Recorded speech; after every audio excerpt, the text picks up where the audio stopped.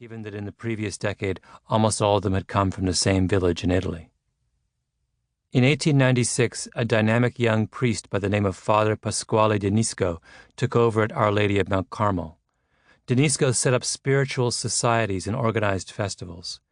He encouraged the town folk to clear the land and plant onions, beans, potatoes, melons, and fruit trees in the long backyards behind their houses. He gave out seeds and bulbs. The town came to life. The Rosettans began raising pigs in their backyards and growing grapes for homemade wine. Schools, a park, a convent, and a cemetery were built. Small shops and bakeries and restaurants and bars opened along Garibaldi Avenue. More than a dozen factories sprang up, making blouses for the garment trade. Neighboring Bangor was largely Welsh and English, and the next town over was overwhelmingly German, which meant, given the fractious relationships between the English and Germans and Italians in those years, that Roseto stayed strictly for Rosettans. If you had wandered up and down the streets of Roseto in Pennsylvania in the first few decades after 1900, you would have heard only Italian spoken. And not just any Italian, but the precise southern Phrygian dialect spoken back in the Italian Roseto. Roseto, Pennsylvania was its own tiny self-sufficient world, all but unknown by the society around it, and may well have remained so, but for a man named Stuart Wolf. Wolf was a physician. He studied digestion in the stomach, and taught in the medical school at the University of Oklahoma. He spent his summers on a farm in Pennsylvania, not far from Roseto, although that of course didn't mean much, since Roseto was so much in its own world, it was possible to live one town over and never know much about it. One of the times when we were up there for the summer, this would have been in the late 1950s, I was invited to give a talk at the local medical society, Wolf said years later in an interview. After the talk was over, one of the local doctors invited me to have a beer. And while we were having a drink, he said, "You know, I've been practicing for 17 years.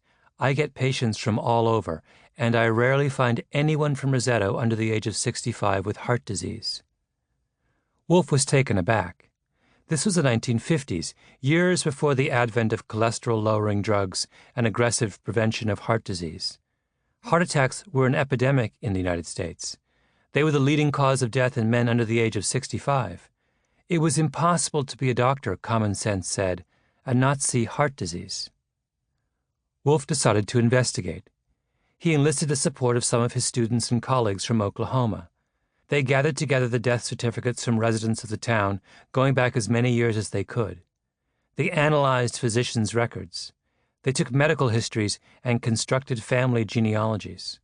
"We got busy," Wolf said. "We decided to do a preliminary study. We started in 1961. The mayor said, 'All my sisters are going to help you.' He had 4 sisters. He said, 'You can have the town council room.' I said, 'Where are you going to have council meetings?' He said, 'Well, we'll postpone them for a while.' The ladies would bring us lunch. We had little booths where we would take blood, do EKGs. We were there for 4 weeks. Then I talked with the authorities. They gave us the school for the summer. We invited the entire population of Roseto to be tested. The results were astonishing. In Roseto, virtually no one under 55 had died of a heart attack or showed any signs of heart disease. For men over 65, the death rate from heart disease in Roseto was roughly half that of the United States as a whole. The death rate from all causes in Roseto, in fact, was 30 or 35% lower than it should have been. Wolf brought in a friend of his, a sociologist from Oklahoma named John Brune, to help him. I hired medical students and sociology grad students as interviewers, and in Roseto we went house to house and talked to every person aged 21 and over, Brune remembers. This happened more than 50 years ago, but Brune still had a sense of amazement in his voice as he described what they found.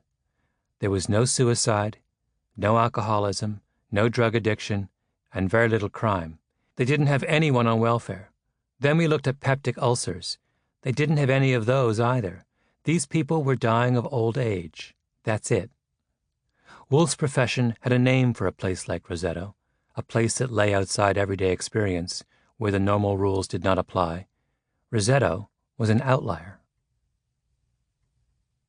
Wolf's first thought was that the Rosetans must have held on to some dietary practices from the Old World that left them healthier than other Americans.